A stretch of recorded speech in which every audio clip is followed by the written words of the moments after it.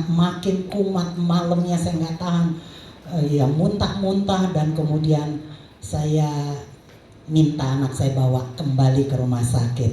Ya cuma saya bilang, Bapak kalau bisa tidak mau nginep gitu ya, mau pulang walaupun sampai di rumah mungkin jam 11:30-12, tapi saya bersyukur dan hari ini saya boleh sehat karena anugerah Tuhan. Amin.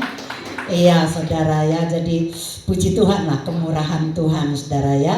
Dan berita selanjutnya yang membuat saya juga bersuka cita, kemarin karena sakit itu saya harus memeriksa liver saya kembali, dan syukur saudara, liver saya juga sudah membaik, menurun walaupun belum normal, tapi tidak terlalu mengkhawatirkan. Kalau dulu sampai 9 kali lipat saudara dari normal, sekarang sudah semakin menurun dan menurun. Saya percaya pasti Tuhan sempurnakan kesehatan saya, amin. Dan yang pasti kaki ini pasti bisa berjalan dengan normal, amin saudara.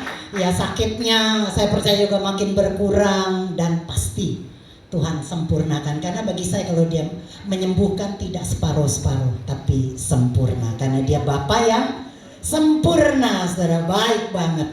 Hari ini saya mau bawa saudara ke dalam kitab Roma. Kitab Roma pasal 8 saudara. Kalau Anda tahu dan membaca kitab Roma itu sangat menarik. Saya sudah membaca entah berapa puluh kali, tetapi ada sesuatu selalu pewahyuan yang luar biasa. Khususnya saudara, kitab Roma pasal 8 menurut saya adalah inti dari Injil. Ya, inti dari berita kabar baik, inti dari kekristenan. Coba lihat pasal Roma pasal 8 saudara. Ya, kita mau lihat ini saudara, pasal 8. Ya, dan saudara kalau Anda simak membaca kitab Roma pasal 8, Anda sepertinya membaca banyak kata-kata yang biasanya digunakan di dalam sebuah pengadilan saudara. Misal 8, pasal Roma 8 ayat yang ke-33. Coba kita lihat saudara. Roma 8 ayat 33 sampai ke-34 dikatakan, siapakah yang akan menggugat orang-orang pilihan Tuhan?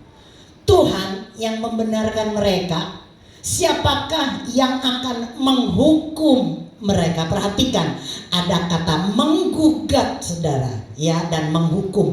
Kristus Yesus yang telah mati, bahkan lebih lagi yang telah bangkit, yang juga duduk di sebelah kanan Tuhan, yang malah menjadi pembela bagi kita. Saya katakan kata-kata ini banyak digunakan saudara di dalam ruang pengadilan. Tadi ada kata apa saudara? Yang menggugat, ya itu terdakwa, tergugat. Betul nggak saudara? Ya, tergugat, terdakwa, tertuduh, itu saudara. Kemudian ada lagi saudara apa? Menghakimi, menghukum, berarti ada hakim. Dan di sini kita juga membaca pembela. Kalau Indonesia mungkin berkata advokat atau pengacara. Nah, supaya saudara bisa memahami ini saudara, saya mau memanggil teman-teman yang membantu saya untuk kita berada di ruang pengadilan saudara. Ya, ada saudara tentunya ada kisahnya kenapa bisa terjadi sebuah pengadilan. Ya, Ibu Suryana dan Ibu Ota boleh maju dulu ke depan. Iya saudara. Nah, ini adalah dua yang berteman atau mungkin juga tidak kenal, dan terjadilah sebuah insiden, ya, sebuah peristiwa yang akan kita lihat.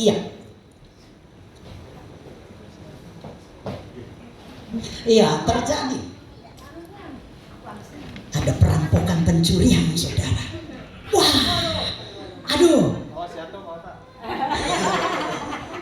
Ya, Ota tidak senang karena diselakai. Ota, kamu memanggil atau menggugat, ya, menggugat akan ibu ini dengan ke pengadilan. Dan di pengadilan tentunya ada jaksa yang mewakili penggugat tadi. Ya, kita sambut jaksa kita, Ibu Wati. Dan tentunya tadi saya katakan di dalam pengadilan ada 4 tokoh yang sangat penting, saudara. Ya, lihat tuh saudara ya, ada tergugat, terdakwa, juga ada jaksa, dan ada Bapak Hakim tentunya.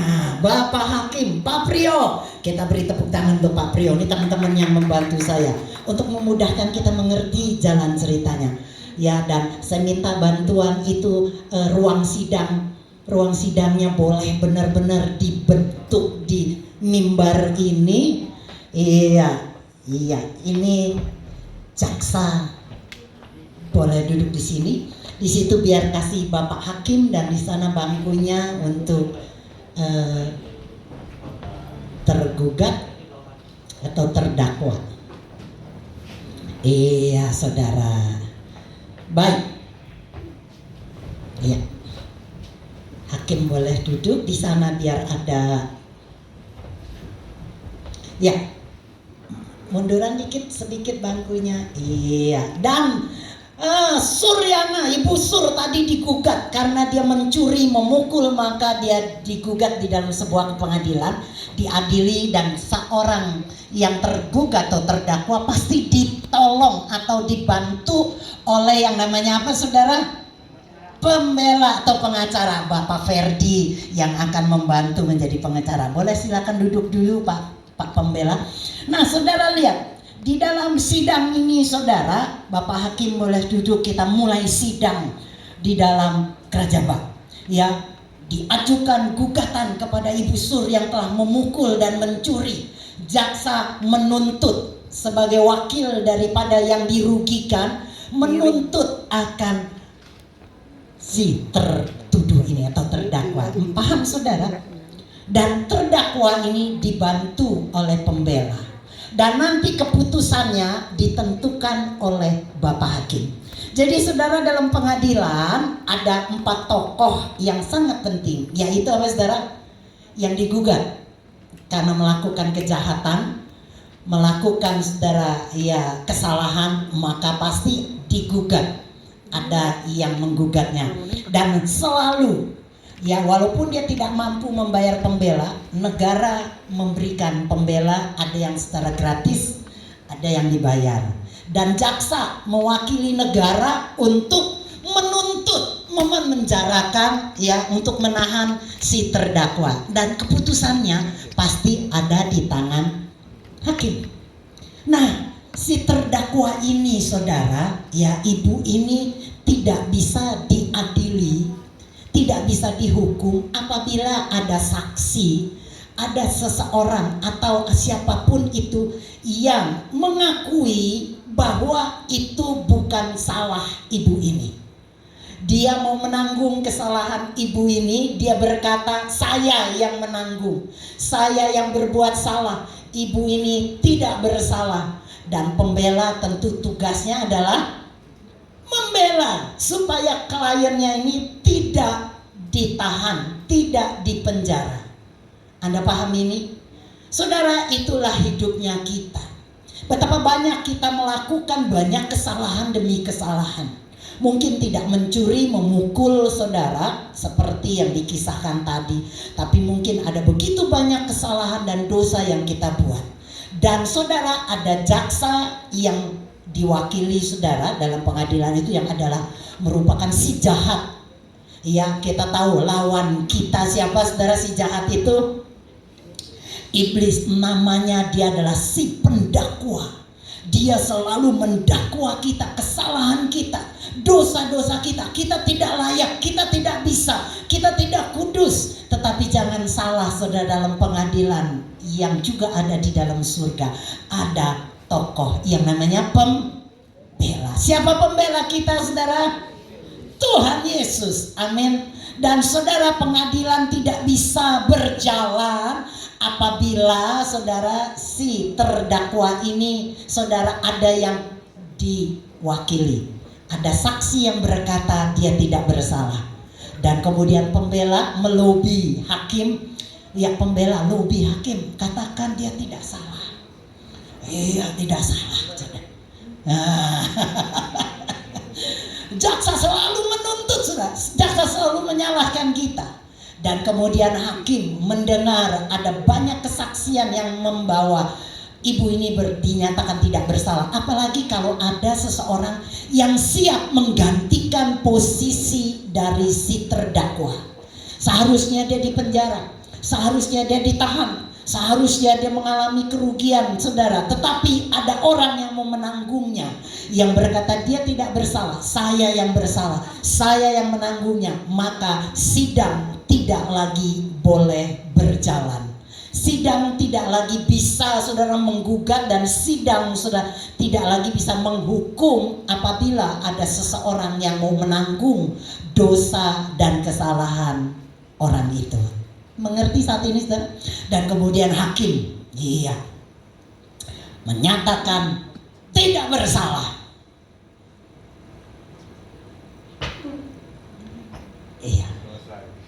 Selesai katanya, dinyatakan tidak bersalah.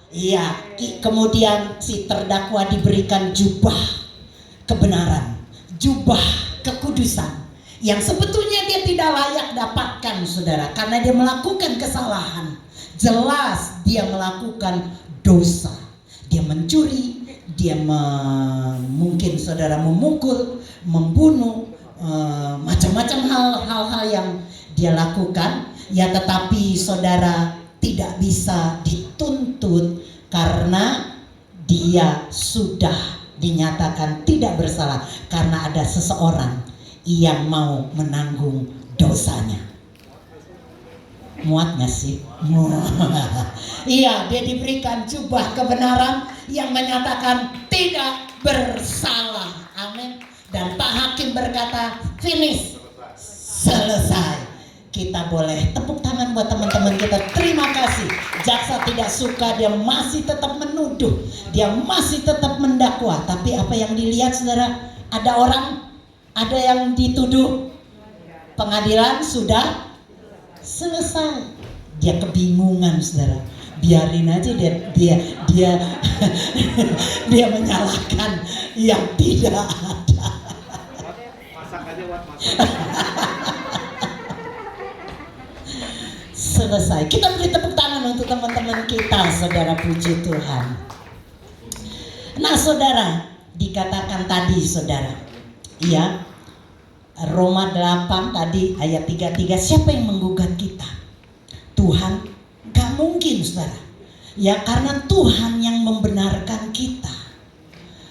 Yesus Kristus tidak, karena Yesus sudah mati untuk kita. Jadi siapa yang mendakwa Anda, yang selalu menyatakan Anda tidak benar, hidupmu ini brengsek, hidupmu berantakan, engkau melakukan dosa, engkau tidak layak, bukanlah Bapa kita, si hakim itu, atau bukanlah pembela kita Yesus Kristus, tapi jelas yang mendakwa kita, yang selalu menuduh kita adalah siapa, saudara? Si iblis, si pendakwa itu. Nah, saudara lihat, saudara, tuduhan atau dakwaan, saudara, itu tidak bisa, saudara, berlaku apabila ada orang, saudara, yang membela kita. Lihat, tugas hakim adalah memberi keputusan. Tugas pembela tentunya membela kliennya. Dan jaksa, saudara, ngapain? Menggugat dan tergugat atau terdakwa yang punya kesalahan. Pengadilan, saudara, itu harus stop karena sudah tidak ada lagi klien. Jadi, saudara, kliennya ngapain, saudara? Tergugatnya ngapain, saudara? Tadi Anda lihat ngapain, saudara, ibu ini waktu digugat, saudara, didakwa, dia tidak melakukan apa-apa. Semuanya sudah dilakukan oleh si pembela. Tangkap ini, saudara. Nggak perlu melakukan action, tidak perlu, saudara, dia bersuara, tidak perlu dia membela diri, tidak lagi dikerjakan, saudara. Karena yang melakukan semuanya itu sudah dilakukan oleh si pembela. Anda dan saya nggak lagi perlu melakukan sesuatu, saudara.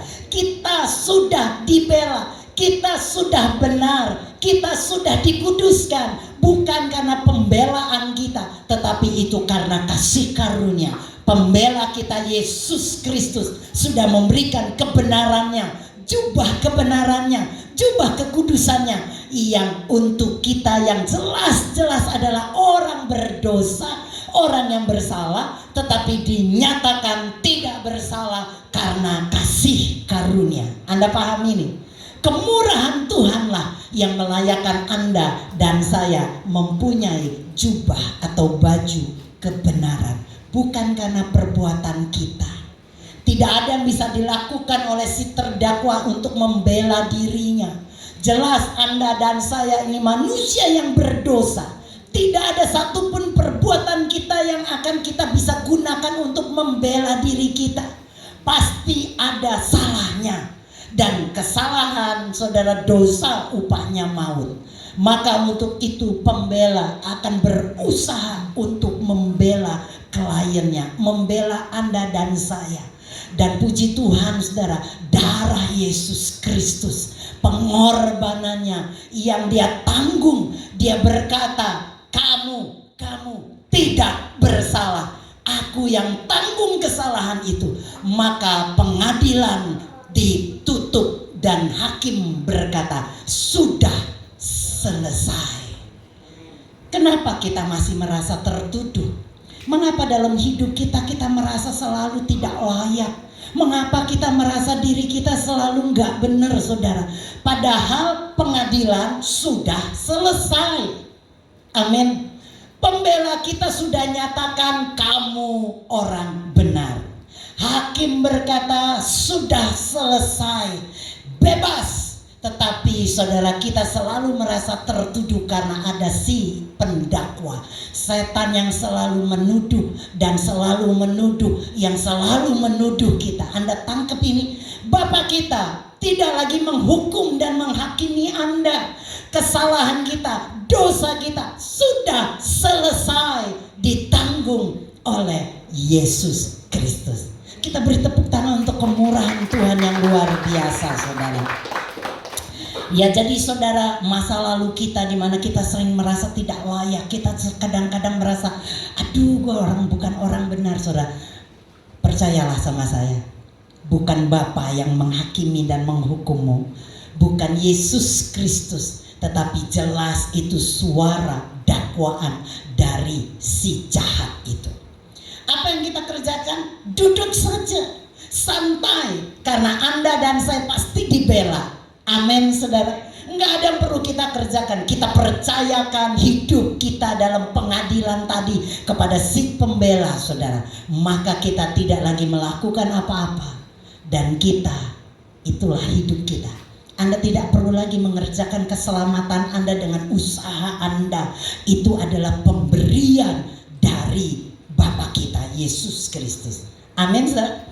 Nah, saudara, lihat ya, saya percaya ini buat kita pasti ngerti. Sudah berulang-ulang diajar oleh Pastor Edo, oleh saya, saudara, di tempat ini, sehingga kita mengerti, saudara. Tapi kitab Roma belum selesai, saudara. Nah, coba kita lihat, saudara, ya, kita percaya dosa kita sudah selesai. Kita tidak lagi ragu, saudara, bahwa kita dibenarkan. Amin, saudara. Tapi dalam kehidupan kita, dalam perjalanan hidup kita, seringkali, saudara, kita kok banyaknya susah ya, mengalami banyak pergumulan. Padahal kan dosa sudah diampuni, saya nggak lagi dihukum. Tapi tantangan hidup, masalah demi masalah, persoalan hidup membuat kita seringkali bertanya, di mana Tuhan? Setuju nggak, saudara? Aduh, saya percaya dosa saya sudah enggak lagi dihitung Tuhan. Tapi kenapa ya hidup saya kok begini? Saya sakit kok enggak sembuh-sembuh? Kenapa ya hidup saya kok melarat? Saya kok merasa hidup saya enggak diberkati? Mau makan aja susah, mau sekolahin anak kok juga susah. Padahal saya percaya dosa saya sudah diampuni. Tapi kenyataan hidup kita, perjalanan hidup kita sepertinya bertolak belakang. Kita ngerti, saudara, bagaimana, saudara, ya Tuhan membela kita pada waktu kita berdosa.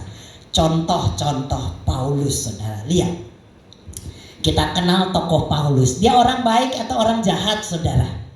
Paulus baik ya. Tapi awalnya sebelum dia dikenal sebagai Paulus, namanya Saulus. Orang berkata Saulus itu diganti namanya Paulus. Ternyata enggak gitu, saudara. Waktu saya belajar, nama Saulus memang sudah ada. Saulus Paulus, saudara. Tapi dia dikenal sebagai Saulus, saudara. Orang-orang yang menganiaya Tuhan, setelah dia mengenal Tuhan, lebih dikenal sebagai nama Paulus. Tangkap ini, saudara ya. Nah, saudara, Paulus ini, saudara, adalah orang yang awalnya itu jahat banget, saudara.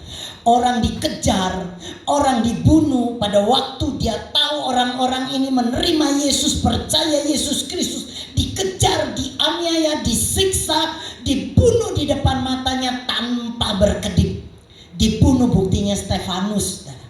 Itu dirajam, diangkut, dilempar, ditimpukin batu sampai Stefanus meninggal. Dan saudara, ya, kejahatan Paulus atau Saulus itu tidak segitu saja. Dia kejar dimanapun orang-orang yang ada, yang percaya Yesus, saudara, saat itu dia kejar dari kota ke kota. Dia bawa, dia bunuh, dia siksa. Begitu bencinya dia dengan kekristenan. Tapi apa yang terjadi, saudara? Ya, kita lihat, saudara, bagaimana dia akhirnya ngapain, saudara? Mendapatkan keselamatan. Jadi kita percaya Tuhan baik kepada orang yang jahat. Amin, saudara. Saulus tidak langsung dibunuh, tidak langsung mati pada waktu melakukan dosa, tapi diangkat, dianugerahkan kebenaran, dijadikan anaknya, saudara, karena kasih kemurahannya. Nah, apalagi Anda dan saya. Amin, saudara. Orang yang jahat saja Tuhan mau selamatkan. Jadi kita pun percayalah, kita telah terima Kristus, tidak mungkin, saudara, ditinggal. Nah, lihat, saudara, Roma 8 ayat yang ke-32. Roma 8 ayat 32. Ia yang tidak menyayangkan anaknya sendiri, tetapi yang menyerahkannya bagi kita semua. Bagaimana mungkin ia tidak mengaruniakan segala sesuatu kepada kita bersama-sama dengan dia? Kita percaya Bapa mengasihi orang jahat, apalagi sekarang setelah saya terima Kristus. Nggak mungkin Tuhan tidak berikan kita kemurahannya. Amin. Tapi kembali lagi, pertanyaan yang sering banyak mungkin kita hadapi. Saya sudah ngerti dosa saya selesai, tapi kenapa hidup saya penuh dengan pergumulan? Kenapa sakit saya nggak sembuh-sembuh setelah sekian lama? Saya bukan saja percaya, saya sudah berdoa, saya berpuasa, saya menangis minta sembuh, tapi sampai sekarang belum sembuh. Kenapa hidup saya kok susah, padahal saya kepingin melayani Tuhan, tapi boro-boro mau melayani pekerjaan Tuhan, untuk melayani keluarga, memberikan mereka makan dan hidup yang berkecukupan, nggak pernah bisa, Bu. Kami selalu bergumul dengan keuangan yang sulit. Kami bergumul dengan segala sesuatu, saudara, yang kadang-kala kita bertanya, kenapa ya Tuhan? Di mana ya Tuhan? Padahal aku percaya Engkau menyertai orang-orang, termasuk orang jahat. Amin, saudara. Nah, kita coba lihat, saudara, pertanyaan ini, saudara, ya. Kita lihat, saudara, tadi dikatakan, saudara, Roma 8, ia yang tidak menyayangkan anaknya sendiri, tetapi yang menyerahkan Yesus bagi kita semua. Ini garis bawahi, saudara. Yang menyerahkan Yesus di dalam ayat ini siapa, saudara? Ia itu siapa, saudara? Bapa. Bapa tidak sayangkan anaknya sendiri, tetapi serahkan bagi kita semua. Bapa tidak sayang Yesus anaknya, diserahkan kepada kita untuk mati bagi kita. Saudara perhatikan, diserahkan Bapa. Kalau kita ngerti, saudara, kisahnya Yesus tidak seperti itu, tidak diserahkan, tapi Yesus diserahkan oleh, coba kita lihat, saudara. Ya, Matius 26 ayat ke-25. Yesus diserahkan oleh Yudas. Yudas yang hendak menyerahkan dia itu menjawab, katanya, bukan aku ya Rabi, kata Yesus kepadanya, engkau telah mengatakannya. Jadi yang menyerahkan Yesus siapa saudara? Bapa dari kitab Roma. Tapi Matius ini katakan siapa yang menyerahkan Yesus? Yudas. Yudas yang menyerahkan Yesus saudara.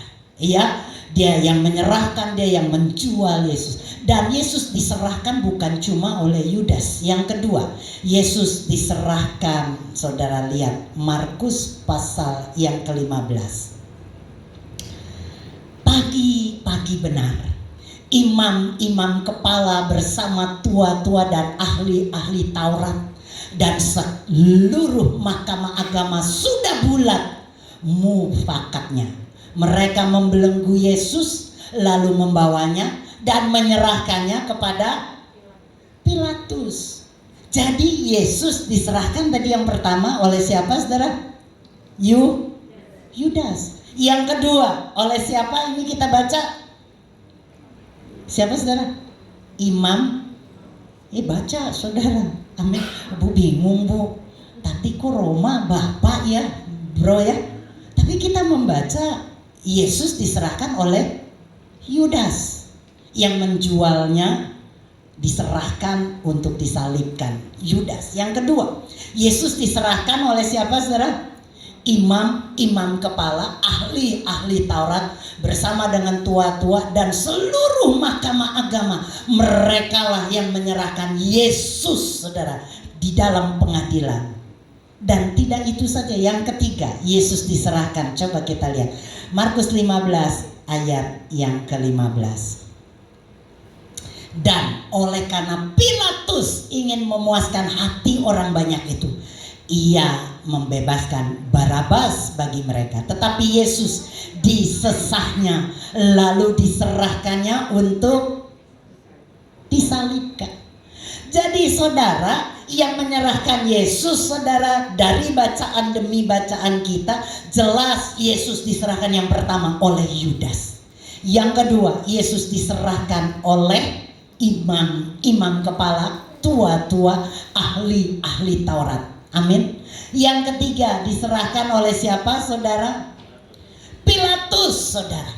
Tapi kita membaca tadi di kitab Roma saudara, Yesus diserahkan Bapa kepada kita. Amin saudara. Nah saudara, apabila Bapa sudah menyerahkan Yesus kepada kita, padahal kenyataannya kita tahu Yesus sudah diserahkan oleh Yudas, oleh imam-imam kepala saudara, oleh saudara Pilatus saudara. Tetapi kita mengerti, kita membaca kitab Roma, sebetulnya Yesus diserahkan oleh Bapa sendiri untuk Anda dan saya.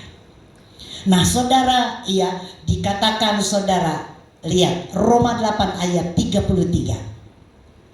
Roma 8 ayat yang ke-33 saudara. Siapakah yang akan menggugat orang-orang pilihan Tuhan? Tuhan yang membenarkan mereka. Siapa yang akan menghukum kita? Lihat saudara, terjemahan bahasa Indonesia yang lain. Saya suka nih saudara ya. Dikatakan gini, siapa yang berani mendakwa kita yang telah dipilih Tuhan menjadi miliknya? Apakah Tuhan akan mendakwa kita? Tidak. Dialah yang telah mengampuni kita dan memulihkan hubungan baik antara kita dengan dirinya sendiri. Jadi saudara, yang mendakwa kita bukanlah Bapa. Ini ditanyakan saudara oleh kitab Roma, siapa sih yang menggugat kita? Siapa yang selalu menyatakan kita ini gak benar, yang merasakan diri kita terhukum? Apa iya Tuhan lagi hukum kita? Apa Tuhan lagi disiplinkan kita? Ini dijawab saudara, bukan Tuhan, karena Dia sudah mengampuni kita. Amin saudara.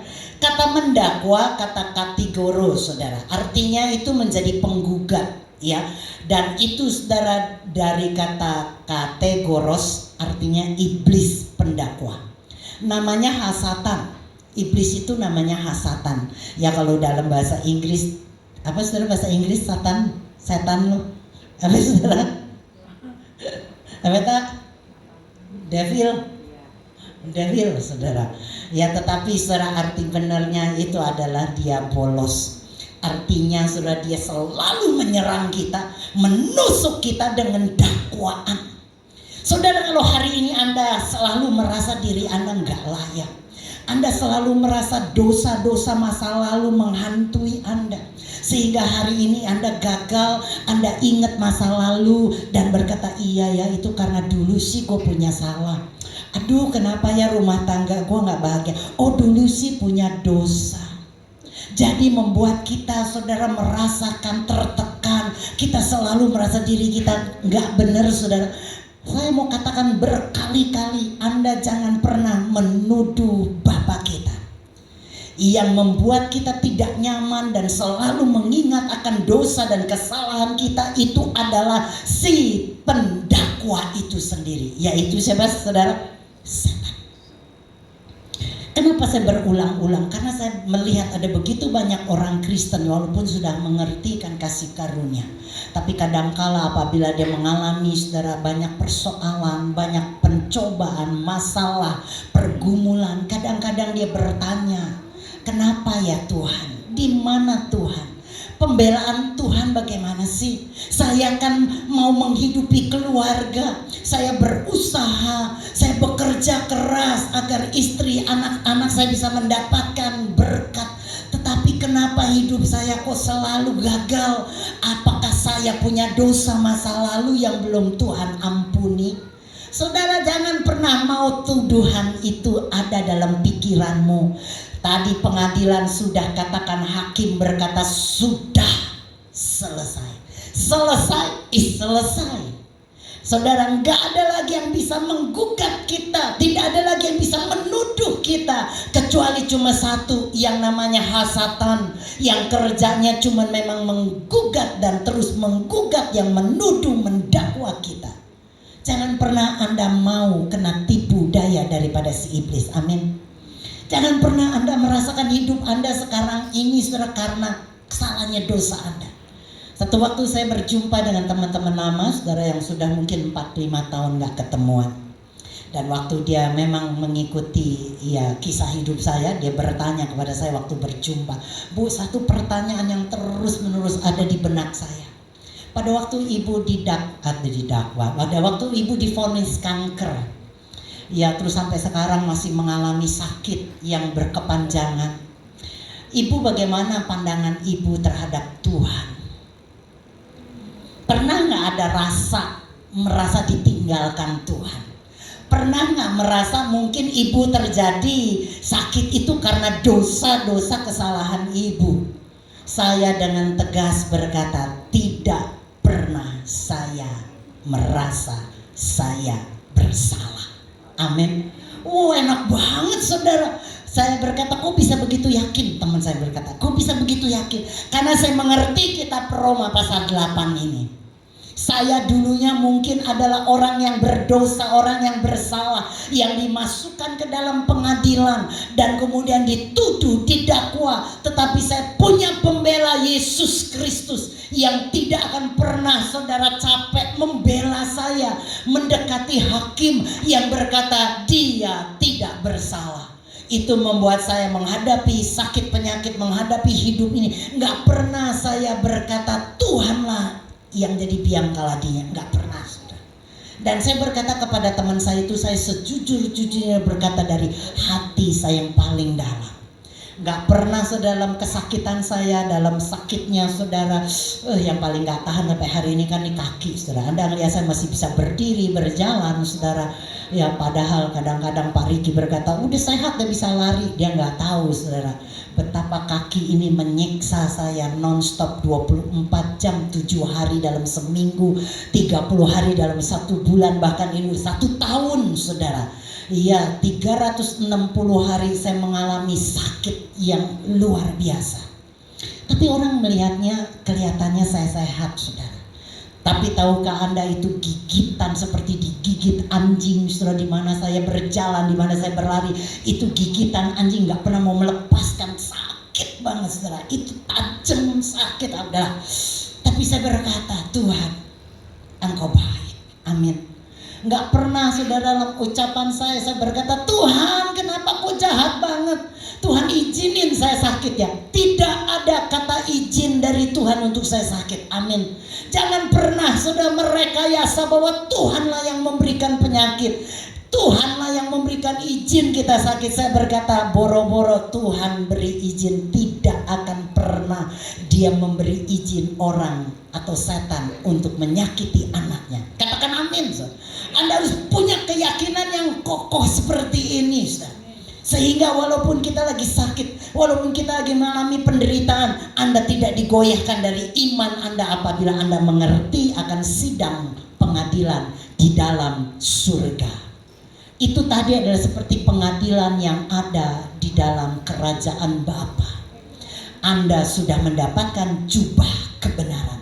Tidak ada lagi sidang buat kita. Amin. Anda, saya sudah bebas. Amin. Puji Tuhan, saudara. Nah, ya, kelihatannya kok gampang begitu sih, saudara. Nah, saudara, lihat.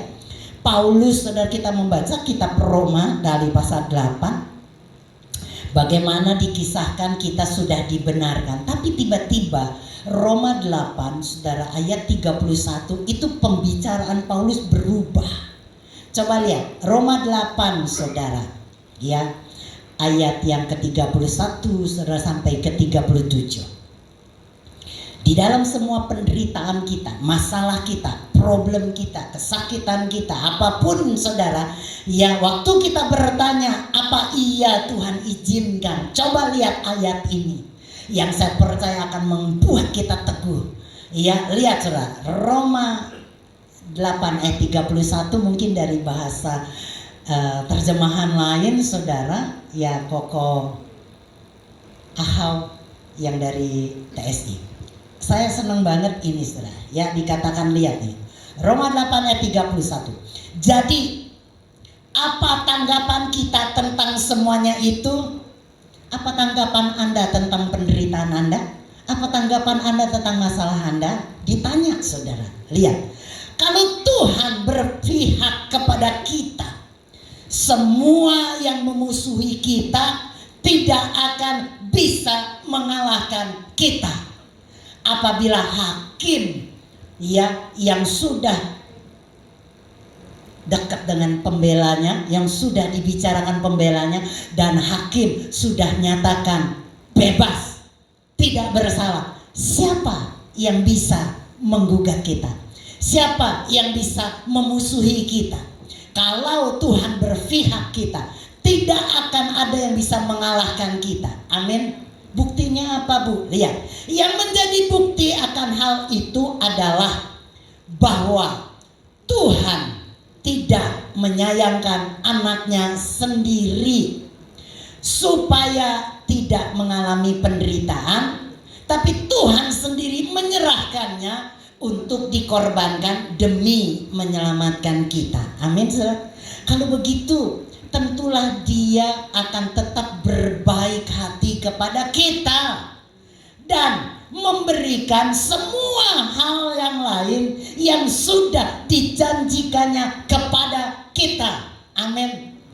Anda tangkap ini saudara, baca ini, masukkan dalam rohmu, hatimu. Ayat ini berbicara begitu kuat dalam hidup saya, menjadi sebuah acuan yang luar biasa di dalam menjalani hidup yang mungkin penuh gelombang, penuh dengan masalah, lubang apapun, bahkan badai.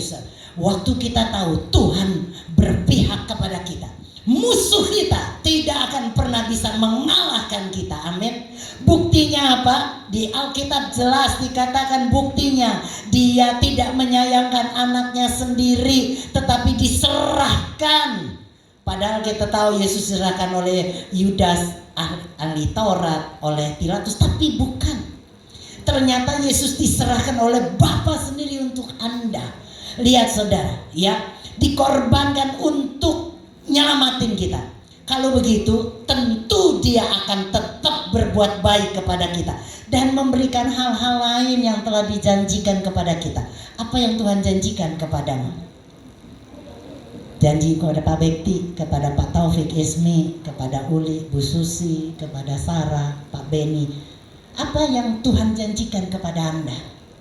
Amin.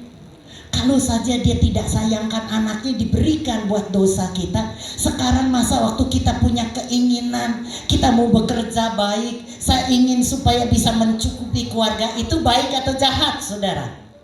Keinginan itu baik atau jahat? Baik. Tuhan pasti berikan enggak? Berikan. Waktu Anda berkata saya ingin melayani Tuhan, saya ingin punya waktu yang banyak, saya ingin sehat, itu sebuah keinginan yang baik nggak, saudara? Baik. Tuhan berikan nggak? Pasti. Loh, kalau kita aja waktu jahat dia sudah berikan, apalagi yang lain. Jadi lihat, semua hal lain yang sudah dijanjikan kepada kita. Saya mau bawa Anda untuk mengingat janji-janji Tuhan atas hidupmu hari ini. Apa yang sudah dijanjikan? Direview. Saya percaya janjinya ya dan amin. Waktu saya mendapatkan segala sesuatu dijadikan Tuhan baik adanya. Saya percaya janjinya ya dan amin. Dan itu adalah tahun ini, amin. Kalau saya mempunyai pengharapan, dia akan, saudara, menjadi pengharapan sauh yang kuat, yang ada di belakang tabir, yang akan memegang saya sampai saya selamat masuk ke dalam kerajaan. Saya punya pengharapan yang tidak goyah, pasti saya dapatkan, karena itu keinginan dan pengharapan yang baik yang pasti Tuhan berikan. Apa yang Tuhan janjikan buat Anda? Kehidupan rumah tangga yang harmonis, ekonomi yang mapan, anak yang pinter, tubuh yang sehat. Amin. Percayalah, Tuhan pasti berikan. Buktinya Yesus saja sudah diserahkan untuk kita. Amin. Nah, lihat lagi, saudara. Ya, karena kita sudah dipilih Tuhan dan dialah yang sudah melakukan hal-hal yang luar biasa itu, sehingga kita dibenarkan di hadapannya. Dan hal apakah yang masih bisa mengancam kita? Siapa yang bisa mengancam Anda? Dikatakan tidak ada, karena Kristus sudah mati bagi kita. Bahkan dia juga hidup kembali dari kematian, dan sekarang duduk di tempat yang paling terhormat di dekat Tuhan, yaitu di sebelah kanannya. Dari situlah dia membela kita dan berdoa untuk kita. Jadi kalau begitu, apakah ada lagi oknum yang bisa menghakimi? Katakan, saudara, ada lagi yang bisa oknum menghakimi kita? Tidak. Ya, tidak, saudara. Amin. Lihat, saudara, tidak. Amin. Tidak ada. Kalau kita ditindas atau menghadapi kesengsaraan atau penganiayaan, apakah itu berarti Kristus tidak lagi mengasihi kita? Tidak. Yakin dong. Kayaknya ragu nih jemaat. Baca. Wih, saya yang kayaknya lebih antusias banget nih, saudara. Coba lihat, saudara. Waktu kita ditindas, waktu kita menghadapi kesengsaraan atau mengalami penganiayaan, apakah itu berarti apa, saudara? Kristus tidak lagi sayang sama kita? Waktu Anda susah, waktu Anda sakit, waktu Anda menderita, apakah itu artinya Tuhan tidak sayang Anda? Tidak. Yakin? Amin. Tidak, saudara.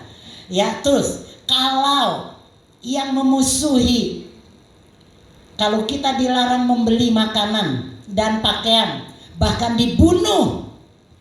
Amin. Serem banget, saudara.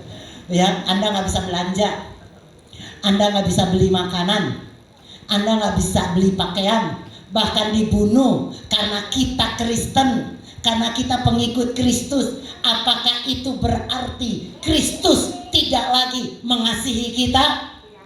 Tidak. Amin. Jadi kalau nanti orang tanya bagaimana dengan akhir zaman, Bu, bisa dapat makan, nggak bisa makan, Bu, kalau kita nggak pakai chip. Aduh, nanti bagaimana, Bu, kita nggak bisa hidup kalau kita nggak punya tanda iblis. Saya bilang nggak usah pusing, bro. Amin. Nggak usah pusing, sis. Akhir zaman itu biarkan saja. Karena diskusi dengan teman-teman lama yang baru ketemu, wah, seminggu penuh lebih saya itu jalan mulus, sehingga akhirnya kecapean dan sakit. Ya, pertanyaan-pertanyaan yang menarik, saudara. Salah satunya dia bertanya tentang akhir zaman. Yang menarik, vaksin itu iblis atau bukan? Kita sebagai orang Kristen boleh divaksin atau tidak? Karena ada pengajaran kalau divaksin tidak masuk surga. Karena itu tanda dari si setan. Menurut Anda? Hah? Salah ya? Yakin? Yakin lah. Semua udah divaksin. Tapi kan ada banyak pendeta yang pro dan kontra.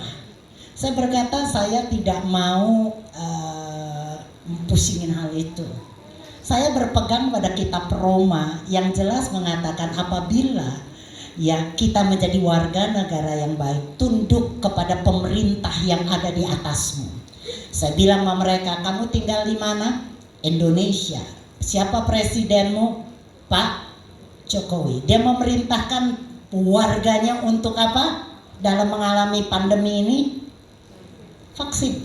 Kalau engkau anak Tuhan, kita ayat itu nggak bisa buang. Betul nggak saudara? Wah ini bukan dari Tuhan, udahlah kita masih ikut Yesus, nurutin taat Yesus lebih loh bu. Saya bilang kalau itu bukan perintah Tuhan disobek dong, jangan dimasukin. Jelas Roma mengatakan saudara, kalau nggak salah Roma 14 ayat 1 ya dok ya, dimana kita saudara sebagai warga yang baik harus tunduk kepada pemerintah yang di atasnya berkuasa atas kita. Kalau Anda masih mau tinggal di Indonesia, berarti taati hukum yang berlaku di Indonesia. Kalau dianjurkan, disuruh, ya diwajibkan kita vaksin, ikut saja. Saya bilang apakah vaksin atau tidak vaksin adalah karcis kita ke surga? Bagaimana mungkin kalau orang divaksin katanya nggak masuk surga? Apakah darah Kristus yang sudah mati begitu murah sehingga tidak berlaku di surga? Kita berkata saya sudah dibeli oleh Tuhan, saya pakai darah Yesus ke surga. Terus malaikat bertanya, bro, sis udah vaksin? Belum, turun. Nggak bisa masuk surga karena tandanya perboden. Apa seperti itu saudara? Saya berkata sama teman saya gampang aja, saya nggak mau ngejelimet, saya nggak mau membahas ini salah itu benar, pengajaran karena tafsiran satu dengan lain. Saya mau back to the Bible. Semua apapun yang engkau dengar ajaran itu kembali ke Alkitab. Kalau di dalam Alkitab tidak ada, itu cuma penafsiran. Jangan terlalu berfokus ke situ.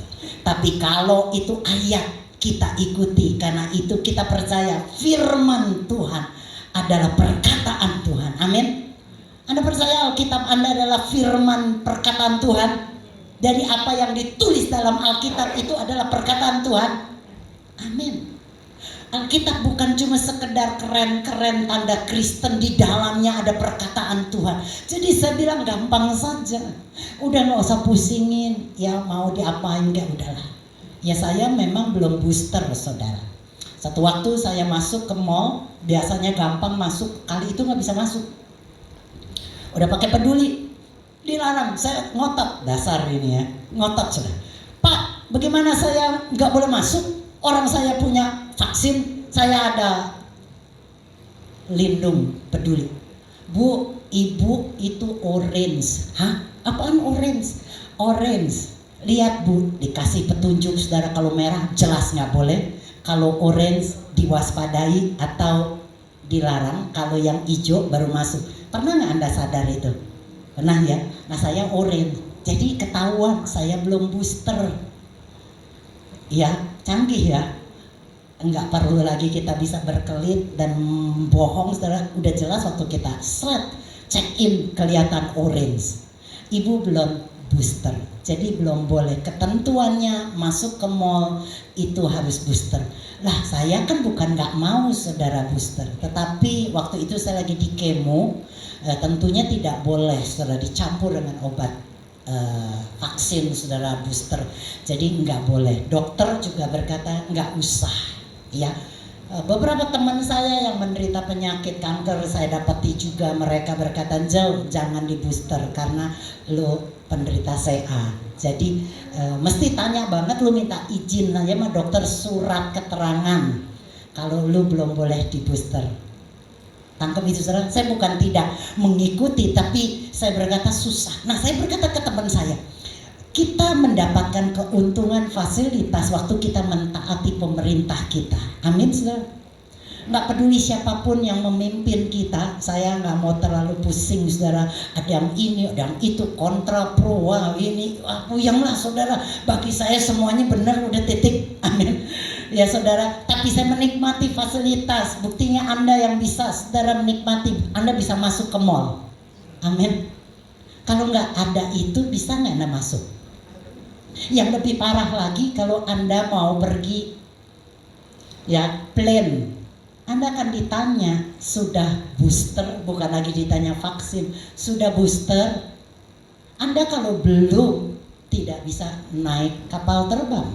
Betul saudara? Bahkan teman saya tidak berani naik kapal terbang karena teman saya belum divaksin. Dia pergi naik kereta api, udah beli tiket ke Jawa, tapi apa yang terjadi saudara? Tidak boleh. Itu tiket nggak dikembalikan, hanguslah uangnya. Dia harus balik kembali ke rumah, tidak bisa berangkat. Saya berkata, bagaimana kamu bisa menikmati fasilitas yang diberikan pemerintah kalau kamu tidak taati? Kalau saya mah gampang aja, ikuti saja firman, taat, dan kita menikmati fasilitas diberikan oleh negara kita. Amin.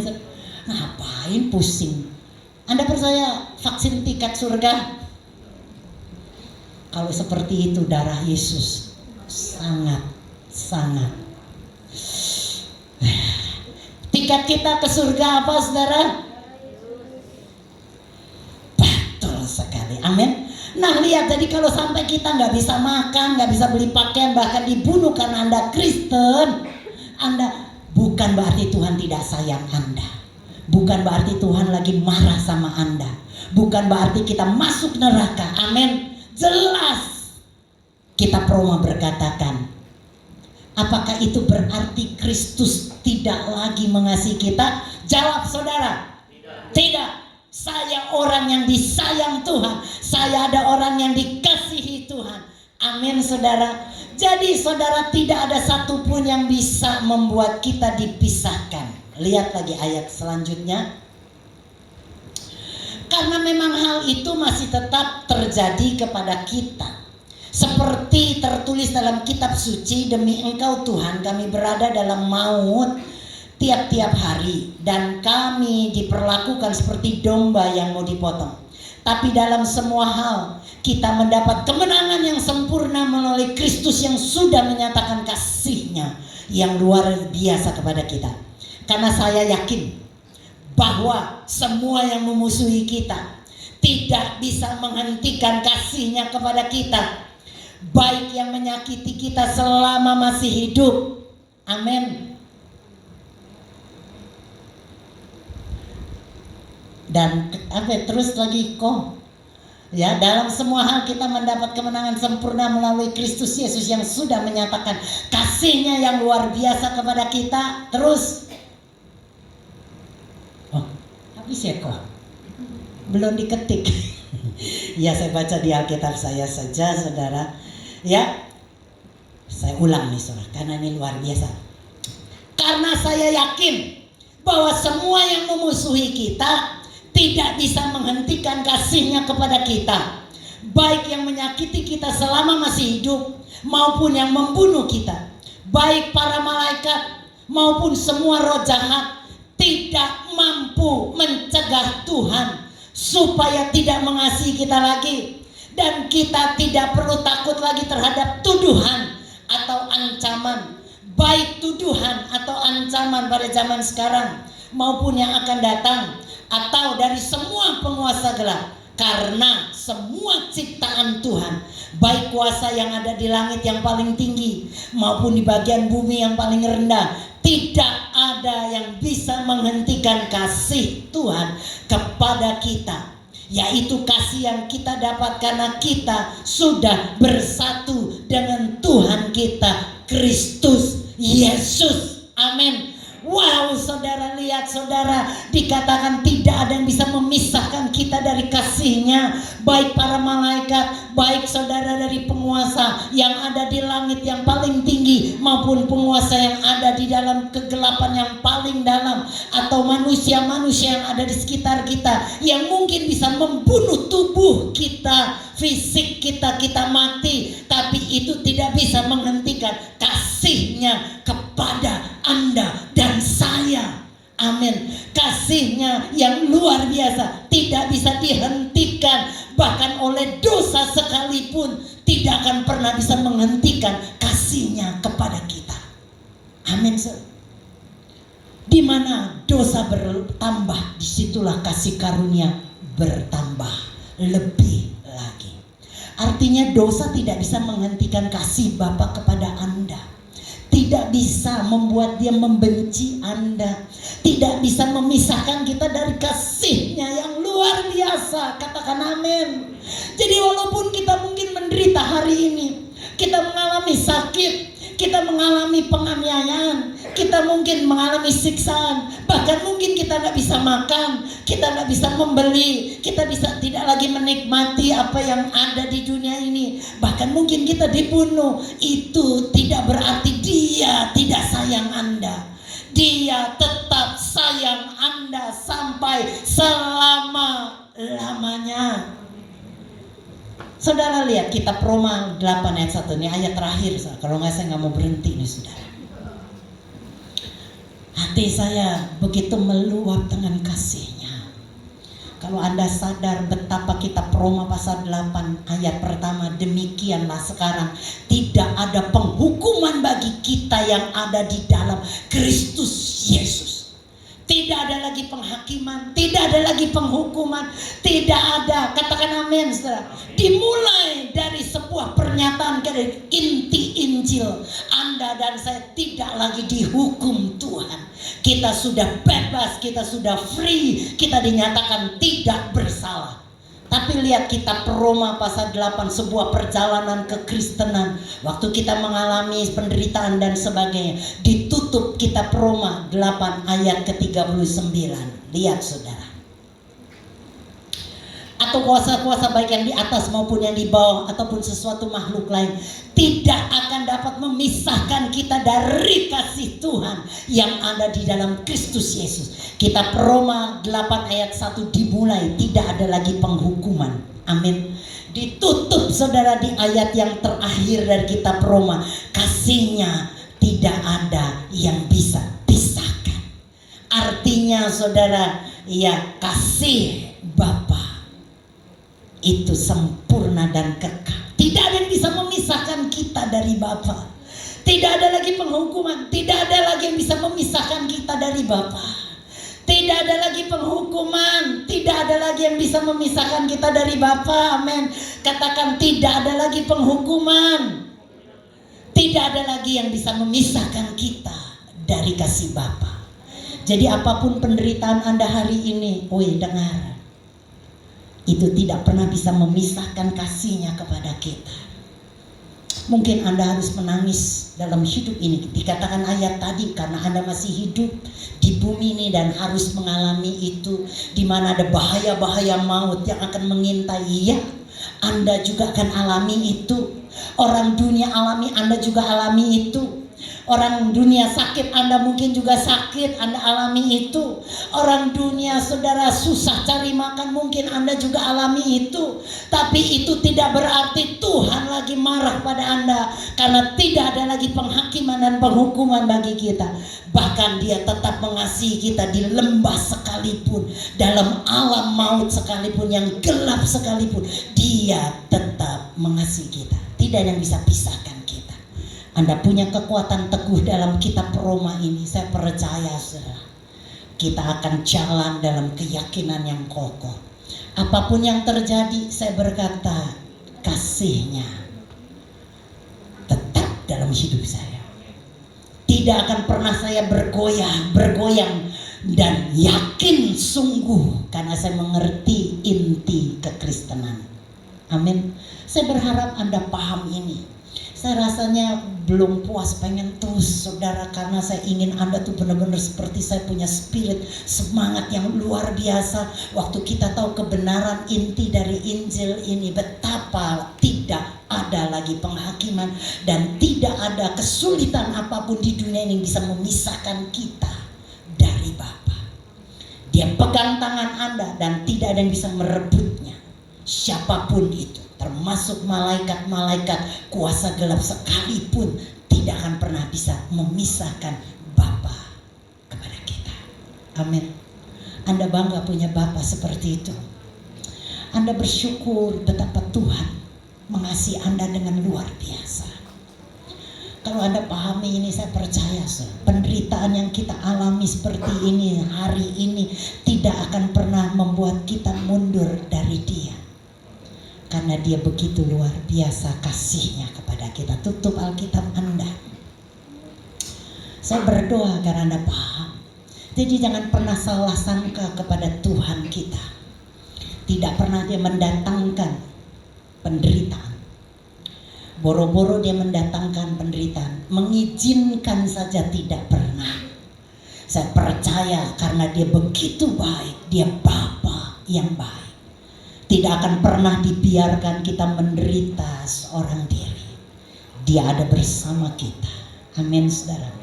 Satu waktu saya ingin saudara kita bahas bagaimana kasihnya itu yang sering disalahgunakan, disalah mengerti. Tapi hari ini biarlah kita mengerti betapa Dia maha kasih. Amin. Baik saudara, kita mau langsung perjamuan kudus saudara. Perjamuan kudus adalah tubuh dan darah Tuhan yang kita bisa lihat. Di dalam benda ini saudara, kita bisa mengingat betapa luar biasa pengorbanannya, kasihnya yang luar biasa, tak berkesudahan kasih setia Tuhan. Ayat yang sangat menguatkan, meneguhkan saya hari ini. Amin. Bagi Anda yang belum mendapatkan, boleh ambil di belakang saudara dan baca ayat-ayat yang mungkin ada dalam roti ini. Yang sudah, kita bangkit berdiri dan kita mau berdoa saudara. Haleluya.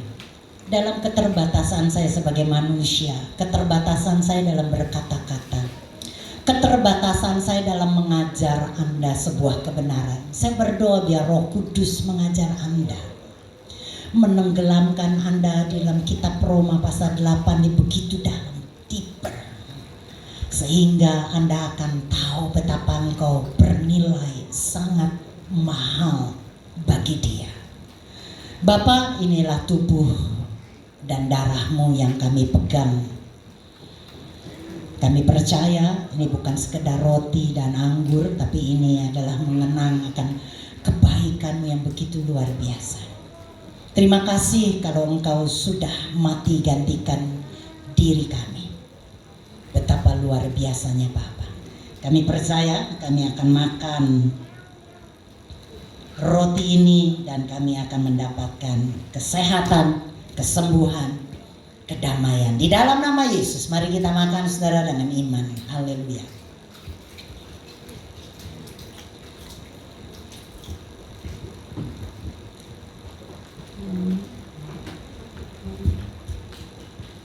Anggur yang adalah darah-Mu yang menguduskan, melayakkan kami.